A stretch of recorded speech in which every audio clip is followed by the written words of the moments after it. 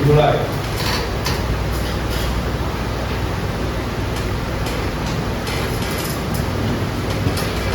Lakukan. Oke, kita langsung mulai belajar ya. Materi hari ini kan itu materi baru ya, bab 3 tentang permintaan, penawaran, dan keseimbangan pasar. Nah, sebelum kita masuk ke materi, sebenarnya kalian itu ingat kalau misalnya permintaan itu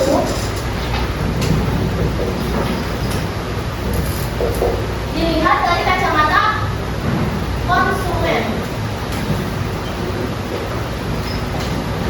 Konsumen itu sebagai pembeli atau penjual? Pembeli. Ya. Pembeli. Sedangkan penawaran itu pembeliannya dilihat dari kacamata peringkat konsumen apa? Produsen. Sebagai jadi jatuhnya kayak POV konsumen, POV produsen gitu ya. Nah, kita akan next ke definisinya. Tujuan pembelajaran dulu. Nah, di sini tujuan pembelajaran kita untuk bab 3 yaitu yang pertama adalah menjelaskan pengertian permintaan dan penawaran secara tepat, mengidentifikasi dan menganalisis faktor-faktor utama yang mempengaruhi permintaan dan penawaran, memahami dan bisa menggambarkan kurva permintaan dan penawaran, membedakan antara pergerakan sepanjang kurva dan pergeseran permintaan dan penawaran, menganalisis dampak perubahan harga terhadap pergerakan sepanjang kurva permintaan dan penawaran. Nah, next kita ke permintaan.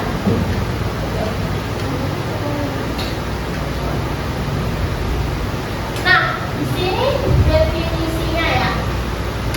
Yang pertama ini permintaan. Permintaan itu apa? Permintaan adalah keinginan konsumen yang disertai dengan kemampuan untuk membeli barang dan jasa pada berbagai tingkat harga pada periode tertentu. Kata kuncinya itu adalah keinginan konsumen yang disertai dengan daya beli. Maksudnya kemampuan untuk membeli barang gitu. Misalnya kamu pengen beli HP, tapi kamu nggak punya uang, artinya kan kamu nggak punya kemampuan gitu untuk membeli. Nah, kira-kira bakal terjadi permintaan nggak? Nggak kayak gitu ya. Jadi intinya keinginan konsumen yang disertai dengan kemampuan untuk membeli barang kayak gitu. Nah, selanjutnya itu ada hukum permintaan. Sebenarnya hukum permintaan itu melihat sifat hubungan dari perubahan harga suatu barang dengan perubahan jumlah barang yang diminta. Misalnya harga barangnya berubah, kira-kira jumlah barang yang diminta itu berubah apa enggak kayak gitu.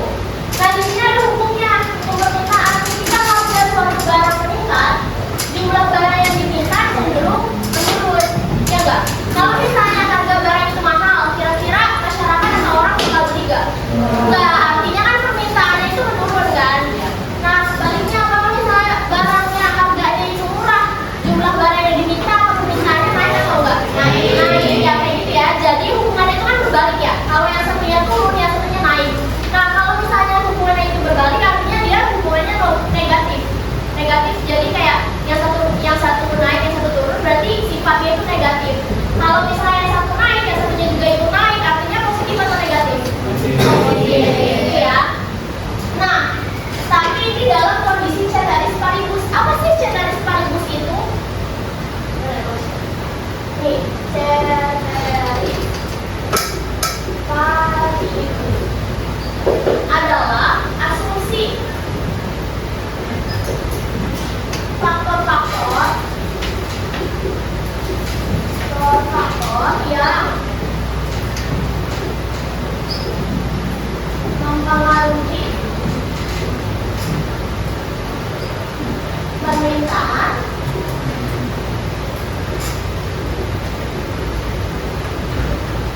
dianggap tetap.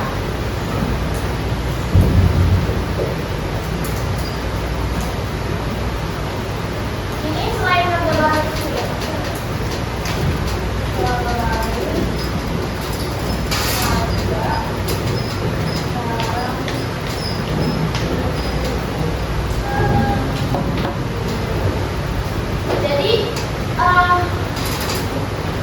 Jadi hukum permintaan itu akan terjadi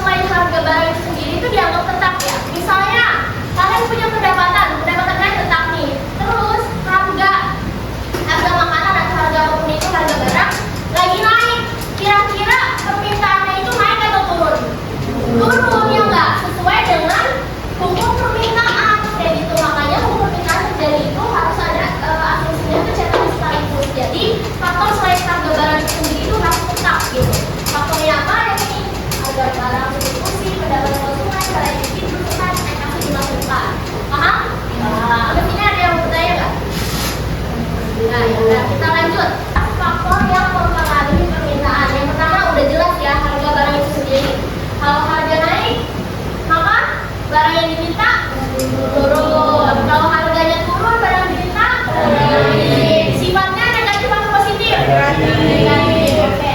Nah, selanjutnya ada harga barang substitusi dan komplementer. Masih ingat nggak kemarin harga barang substitusi itu apa, komplementer itu apa?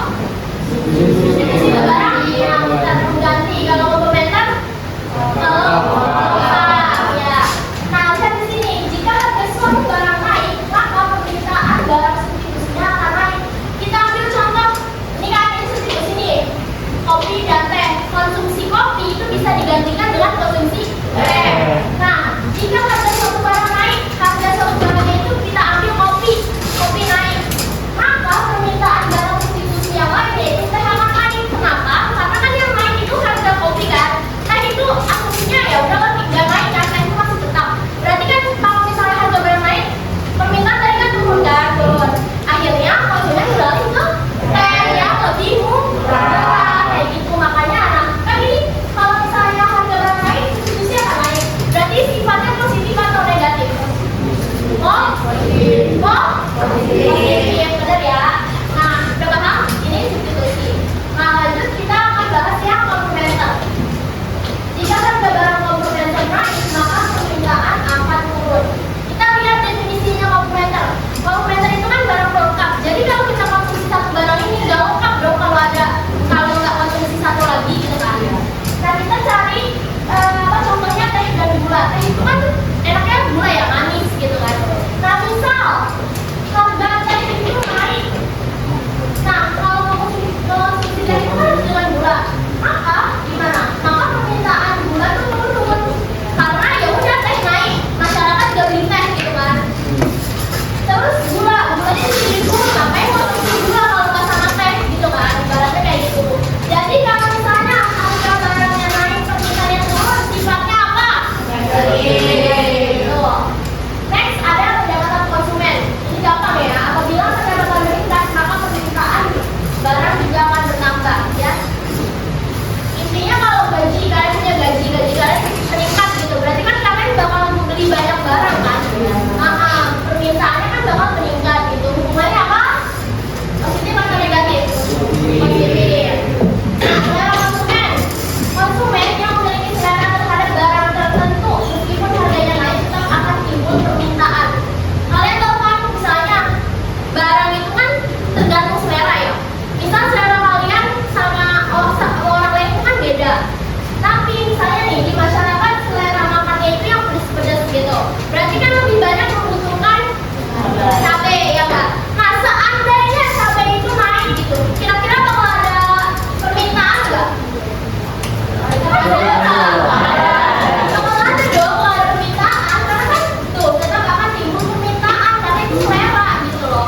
Jadi walaupun harganya naik tetap ada permintaan. Oke? Paham? Oke. Kemudian jumlah penduduk udah jelas ya, jumlah penduduk makin banyak penduduk, makin banyak permintaan. Karena kan kebutuhan manusia itu apa? Tidak terbatas gitu. Jadi semakin banyak penambahan penduduk akan menyebabkan permintaan terhadap barang bertambah. Next, ekspektasi di masa depan. Kita baca.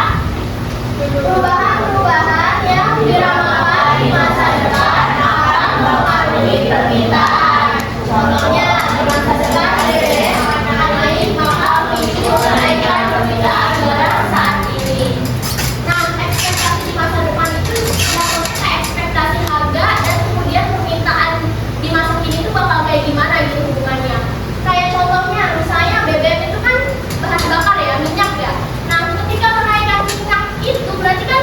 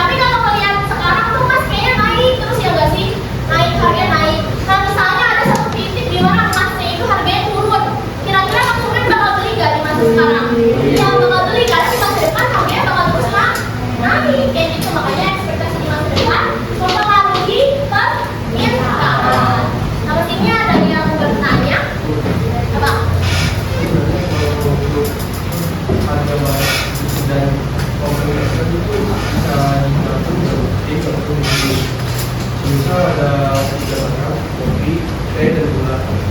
Nah, kalau misalnya harga teh naik, pasti kopi permintaannya naik. Ya ada gula. Nah, tapi gara-gara teh ini naik, permintaan gula turun. Apa enggak? Karena apa tadi? Kopi naik, apa teh naik? Tehnya naik. Teh naik harusnya permintaan terhadap gula apa? Naik dong. Kalau teh naik, berarti apa coba? Kopi itu naik gara-gara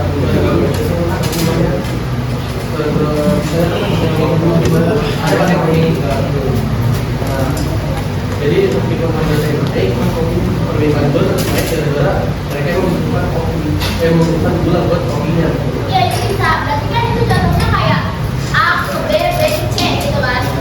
Ya jadi dilihat dari hubungan, misal A ke B itu kan substitusi nih, kemudian B ke C itu kan komplementer gitu. Jadi dilihat dari nilai sifat barang dan nilai akhir barang di barang yang terakhir itu, ya enggak? Nah kan kalau misalnya kopi naik, maka gula teh juga ikut naik. Nah teh kan berarti banyak yang beli, gula juga bisa jadi banyak yang beli kayak gitu. Tapi emang biasanya tuh kayak kalau untuk hubungan harga barang substitusi ini tuh kayak ya udah kedua barang gitu loh. Jadi itu bisa biasanya. Jadi kayak substitusi ya udah substitusi yang bisa menggantikan. Selain coba deh selain kopi dan teh substitusi apa aja? Nasi dan roti ya kan. Terus apa lagi? Apa kayak misalnya gandum dan jagung kayak ubi gitu kan itu bisa menggantikan ya kan. Berarti kan sifatnya ya udah mengganti gitu. Sedangkan kalau saya komplementer kan beda ya, dia pelengkap gitu kan. Misalnya pelengkapnya kayak mobil sama bensin deh. Seandainya harga bensin naik, kira-kira permintaan akan mobil naik atau turun? Turun ya kayak gitu. Jadi biasanya diklasifikasikan yang mana mengganti, yang mana pelengkap. Oke, next ada lagi yang mau bertanya? Umar permintaan adalah berupa yang menggambarkan sifat hubungan antara harga suatu barang dan jumlah barang tersebut yang diminta oleh para pembeli. Nah, berarti hubungannya apa? Harga dan barang, ya kan? Harga dan barang yang diminta oleh pembeli. Nah, ini gambar kurvanya. Kita lihat sisi kurva adalah bergerak dari kiri atas ke kanan bawah. Di kiri atas ke kanan bawah, ya enggak? Nah, pemilihan slope negatif. Kenapa cuma negatif? Karena apa? Karena hubungan tadi permintaan sama permintaan apa? Kalau harganya naik,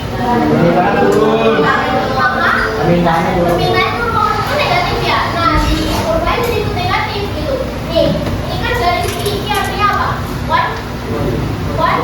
Kuantitas kan, artinya jumlah barang yang diminta ini di sini ya kan. Nah, sedangkan yang di sini harga barang. Nah, di sini kan yang paling murah nih harganya. Nah, semakin murah semakin banyak ya kan. Berarti kan bedanya, nah semakin mahal semakin sedikit. Jadi ini negatif karena hubungan antara barang dan harga tadi itu negatif gitu. Nah, kurva bergerak dari kanan ke kanan menunjukkan peningkatan jumlah yang diminta terhadap satu barang. Ingat nggak kalau misalnya kurva itu ada yang bergeser ya nggak sih? Ada yang bergerak. Nah di sini kalau misalnya bergerak yang ke kanan dari mana? Sini atau sini? Sini. Ya berarti kan menunjukkan peningkatan jumlah barang yang diminta. Berarti semakin ke sini semakin meningkat ya jumlahnya. Makanya dia tuh makin kesini makin miring kayak gitu. Ada yang bertanya nggak? Sampai sini nggak ada. Next, nah di sini ada contohnya. Contohnya kita lihat kurva permintaan. Ini ada buat kurva. Oh ya nanti di akhir ada evaluasi. Nah terus ini ya terakhir. Lihat di sini ada titik A sampai E. Ada harga, ada jumlah. Ini kita lihat permintaan. Berarti harga naik, jumlah barang yang diminta tuh turun. Lihat di sini.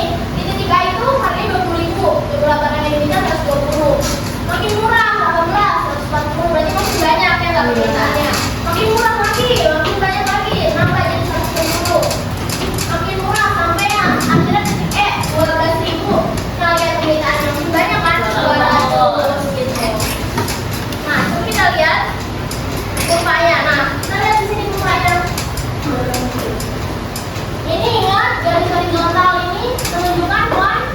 Nah, di sini itu yang paling kecil atau yang paling gede? Kecil. Iya, ya, ini paling gede ya Kak. Nah, sedangkan yang P ini harga. Di sini juga yang paling kecil, sini paling gede. Nah, ya udah kalian bikin dulu nih titik horizontal sama titik vertikalnya. Kira-kira jumlah kuantitas yang diminta permintaannya dari yang kecil berapa sampai yang besar. Nah, barulah kalian apa? Tarik garis. Ya udah nih yang pertama kan harganya 20.000. Titik-titik ke bawah gitu ke 120. Terus selanjutnya dari titik A sampai titik E, ya enggak, kalian tarik garis. Baru terakhir kalian garis ke sini. Nah, baru lagi jadi kurva permintaan. Gitu, paham nggak? Gampang ya? Ya. Oke.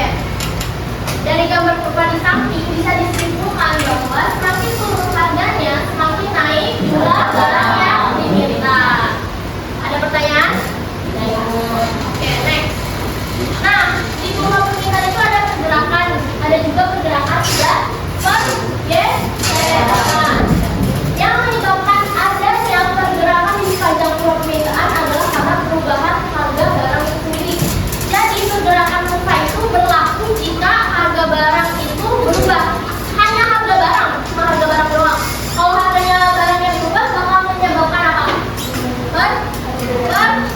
Pergerakan dong.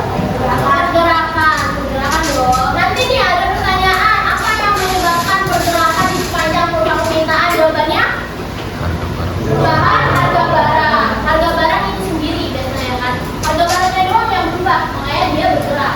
Nah lihat, jika harga naik maka permintaan turun. Lihat contoh ya Kak. Di contoh ini, kurva mengalami kenaikan harga dari P1 ke P2 dengan menyebabkan P1 kan di sini nih dia P1 banyak kan, semakin di sini kan lebih banyak. Nah kemudian berubah dari P1 ke P2, jumlah barang yang diminta semakin banyak, semakin sedikit sehingga titik yang berada pada kurva permintaan bergerak dari A ke B. Artinya dia kayak bergerak ke atas gitu loh. Atau ada juga kalau misalnya bergerak ke bawah, berarti jumlah barang yang diminta banyak lagi. Banyak kayak gitu ya. Paham ya? Ini bergerak ke atas ke bawah gitu. Kalau bergeser ke kanan ke kiri gitu ya. Paham? Ada yang bertanya? Tidak, Bu. Enggak. Beneran nih paham nih. Nah. Oke, next. Nih, di sini pergeseran. Coba kalau misalnya bergeser ke kanan biasanya apa? Meningkat atau turun? Kalau bergeser ke kanan meningkat ya? Kalau ke kiri? Nah kita lihat di sini pergeseran ini terjadi karena berubahnya jumlah produk yang diminta oleh konsumen. Ya kalau bergeser itu yang berubah karena ini permintaan, berarti kan hubungannya harga dan jumlah barang yang diminta kan. Berarti yang berubah itu jumlah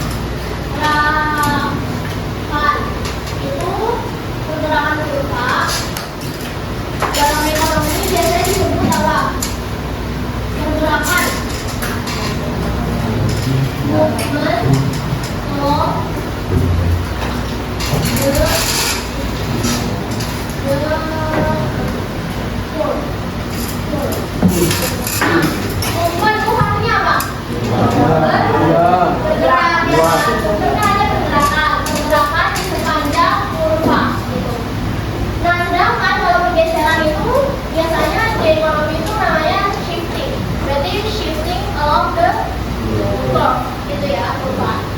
Nah, di sini kita kasih contoh pendapatan. Tadi pendapatan, kalau pendapatan yang meningkat, permintaannya meningkat atau menurun? Meningkat. Kalau meningkat bergeser kanan atau kiri? Kanan. Betul ya, kayak gitu ya. Sedangkan kalau pendapatan yang menurun, permintaan menurun bergeser ke kiri, kayak gitu ya. Bila pendapatan meningkat, permintaan bergeser sejajar ke kanan dan sebaliknya. Contoh, ya contoh barang normal. Kalau pendapatan naik, permintaannya naik, geser ke kanan gitu. Sedangkan barang yang inferior, tau nggak barang yang inferior itu apa? Barang kayak gimana? Nah, Mewah. biasanya barang-barang apa kalau inferior? Kayak barang yang kualitasnya ya nggak terlalu bagus saya, atau kayak barang-barang bekas itu kalau inferior. Artinya ketika pendapatan pendapatan yang naik ya kan, ya orang lain nggak mungkin lah beli barang dengan kualitas rendah gitu. Pasti akan beli barang yang kualitas tinggi, maka permintaannya naik apa turun?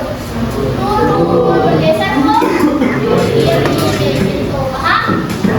Ini contoh pendapatan aja ya. Misalkan kalau misalnya ada selera, sekarang juga bisa tuh selera konsumen terhadap cabai lebih meningkat gitu. Berarti kan jumlah barang cabai yang diminta itu lebih banyak atau lebih sedikit? Lebih banyak, bergeser ke kanan gitu ya. Nah, di sini ada tabel hubungannya. Ya di sini. Ada harga barang itu sendiri, harga barang substitusi dan komplementer. Lihat kan, harga barang itu sendiri kan hanya menyebabkan pergerakan ya nggak bergerak. Sedangkan barang substitusi dan komplementer itu bergeseran kayak gitu. Dan lain-lain loh, lihat yang lain yang ini bergeser selera, bergeser ke kanan. Tahu sebenarnya? Kira-kira kalau jumlah penduduknya menurun, kalau permintaan bergeser kemana? Oke, benar. Terus sifat hubungan barang substitusi terhadap permintaan itu negatif atau positif? Substitusi positif atau negatif? Negatif atau positif? Aku jawab nih. Saya jawab. Coba apa hubungannya? Hubungannya barang substitusi negatif atau positif? Negatif atau positif? Oh, positif dong. Karena misalnya barang pengganti kayak beras, sama gandum, beras naik, ya nggak mungkin orang-orang beli beras kan? Jadi dia beralih ke gandum. Permintaan gandum naik, berarti positif. Next ya ke penawaran. Kalau penawaran dari apa? Produsen ya. Produsen tunggal. Kita pakai kacamata atau POV penjual gimana sih gitu. Karena kan kalian bukan sebagai penjual kan, sebagai konsumen. Nah kita lihat ini definisinya. Penawaran adalah baca. Apa penawaran?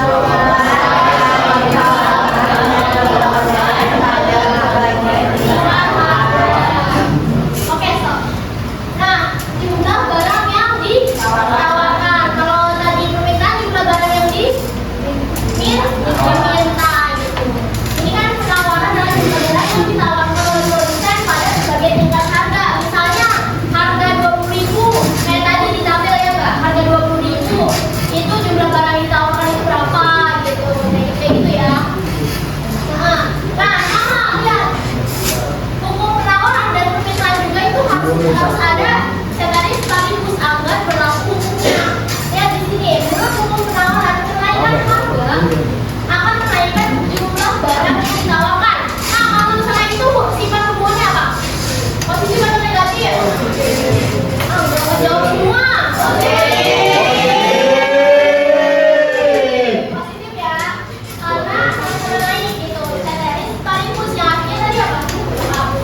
Faktor-faktor selain harga barang itu sendiri dianggap ya asumsi dari faktor-faktor selain harga barang itu sendiri dianggap tetap ya. Berarti yang berubah itu cuma harga doang ya enggak? Harga doang yang berubah. Nah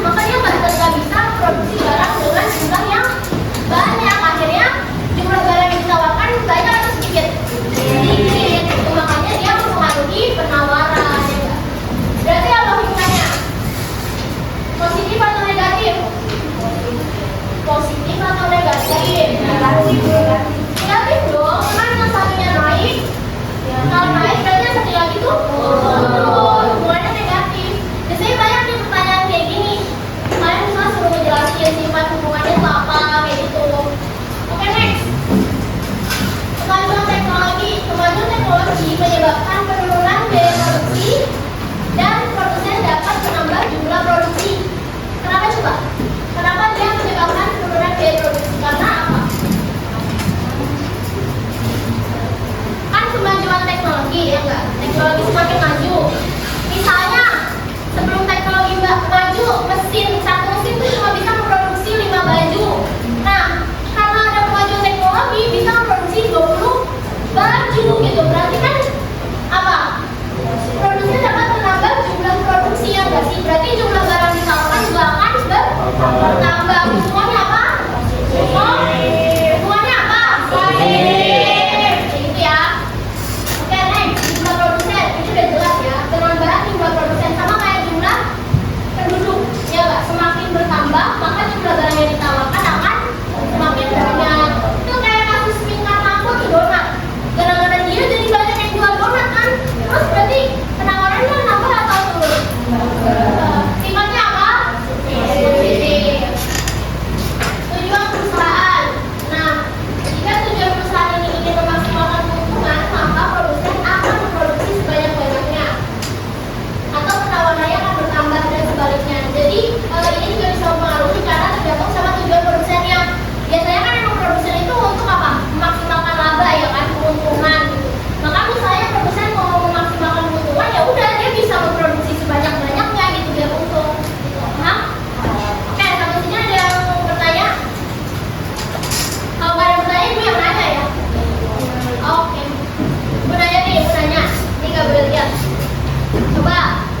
Ibu nanya ke Juhe. Kalau barang lain sifatnya apa?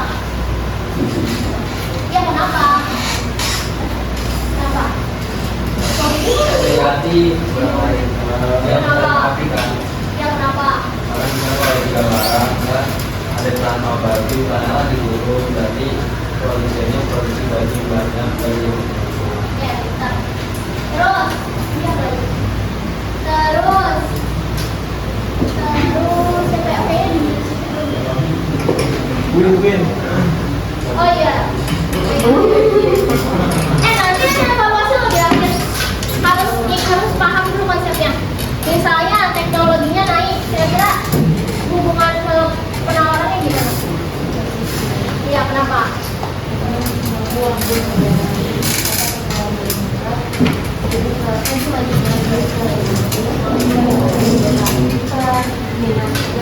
Win-win. Enggak, kalau minat kan jatuhnya dari kacamata konsumen ya, produsen kenapa produsen? Ya, kalau produsen gimana? Kalau teknologinya semakin maju, kira-kira produsen bakal gimana?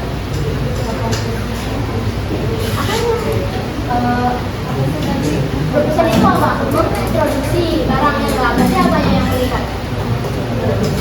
Produksi barangnya meningkat, ya. Coba.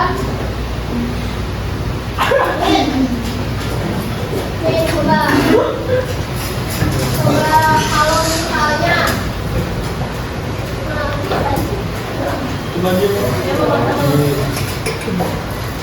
oh ya, kalau biaya produksinya turun ya. Kira-kira bakal gimana ngatur tukang penawaran? Kalau penawaran karena barangnya juga turun. Biaya produksi turun nih, turun. Nah, kira-kira dia gimana? Produsennya bakal apa? Produksinya banyak atau turun? Naik atau turun? Sifatnya apa? Biaya produksi turun nih, turun. Modal kalian kan turun gitu. Kira-kira gimana produksinya?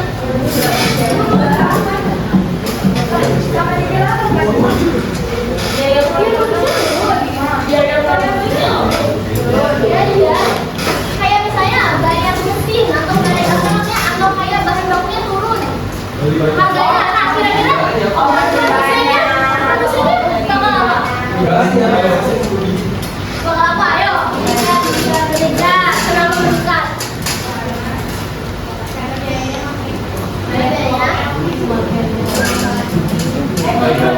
Semuanya apa? Semuanya? Ayo kasih besok kan? Cek besok. Kecek, lihat tuh. Kalau misalnya biaya produksinya turun, berarti kan produsen bisa produksi lebih banyak ya. Terus jumlah yang ditawarkan terhadap barang itu lebih banyak. Semuanya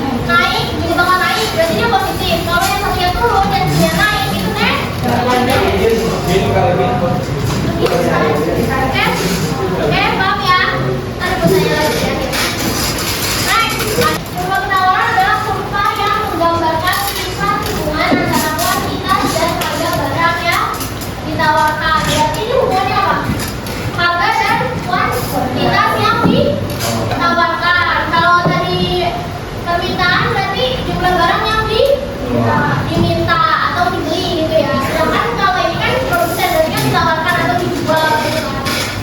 Nah kita lihat ini kurvanya beda banget kan sama kurva permintaan. Jadi kalian harus ingat ciri-ciri kurva permintaan sama gambar kurva kurva permintaan dan penawaran sama gambar kurva permintaan penawaran kayak gimana. Nah yang pertama ada ciri-ciri kurva penawaran, bergerak dari kiri bawah ke kanan atas, kemudian juga kiri bawah. Ya udah kesini ya, kiri bawah ke kanan atas.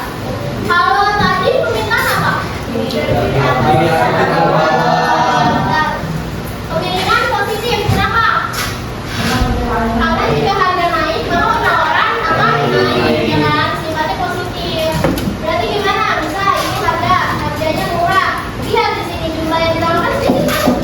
Sedikit, makin harganya naik, jumlah ditawarkan makin besar. Ini tuh berlaku kayak misalnya diskon nih. Kalau diskon kan harganya dapat potongan harganya lebih murah. Nah tapi kan diskon nggak mungkin lama kan? Dan barang yang ditawarkan juga sedikit. Nah itu makanya ada hukum permintaan gitu, artinya kurva penawaran. Potongan harganya turun, jumlah yang dijual atau yang ditawarkan itu sedikit.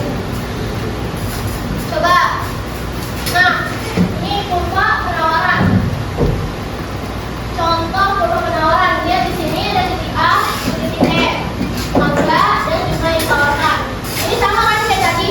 Jadi kalau yang penawaran itu semakin mahal, ininya semakin turun kalau permintaan. Kalau penawaran semakin mahal, semakin banyak gitu. Ini hubungan positif, kalau permintaan negatif. Ya, kayak gitu ya. Nah kita next lihat kurvanya. Ini sama aja sih. Kalian tinggal taruh aja di sini. Yang paling dari yang kecil kuantitasnya sampai yang besar. Ini juga dari yang mahal, dari yang murah sampai yang mahal. Itu ya udah kalian tinggal tarik garis saja. Titik. Terus kalian tarik garis di sini. Hah? Oke ya? Ada yang bertanya sampai sini? Tidak. Ada yang lebih. Lihat. Dari gambar kurva di samping bisa disimpulkan semakin tinggi harga barang maka semakin banyak jumlah barang yang ditawarkan dan sebaliknya. Next, pergerakan kurva yang tadi pergerakan kurva kayak pemberitaan. Nah, pergerakan kurva penawaran terjadi karena berubahnya jumlah produksi yang ditawarkan produsen sebagai akibat dari perubahan harga barang tersebut gitu kan. Nah lihat gambar dari sini. Kan ini kurva penawaran kan. Nih P1, Q1 ya enggak. Nah naik nih harganya ke P2. Nah kira-kira jumlah barang yang ditawarkan meningkat atau menurun? Meningkat atau menurun? Meningkat ya kan. Terus banget meningkat kan. Berarti jadi ke Q2. Hubungannya apa? Positif atau negatif? Ya paham? Oke, next pergeseran. Sama pergeseran juga gitu. Kalau pergeseran kanan artinya apa? Artinya apa? Ya naik. Apa yang naik? Penawaran barangnya naik atau jumlah barang yang ditawarkan itu naik. Sedangkan kalau kiri ya paham? Berarti tadi apa nih? Kayak tadi yang menyebabkan pergerakan kurva penawaran itu apa?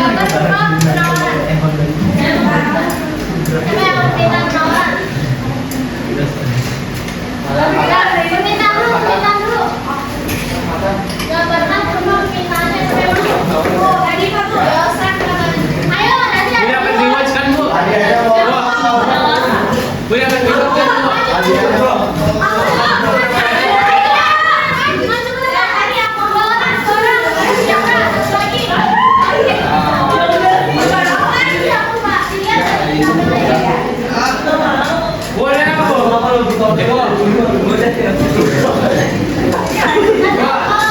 menawarin, gue menawarin.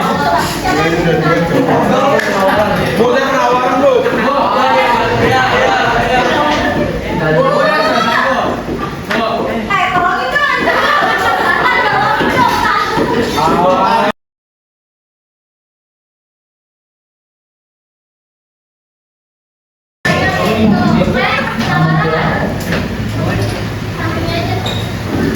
Tolongin dong.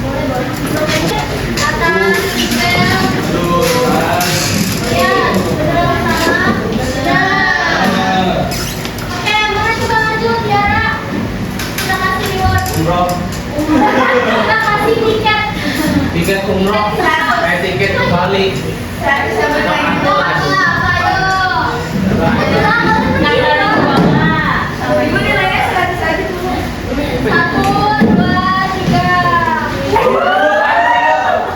Oh, binatang juga boleh.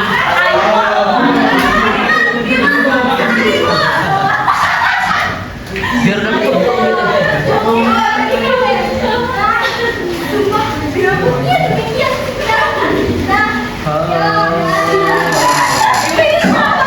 Indonesia.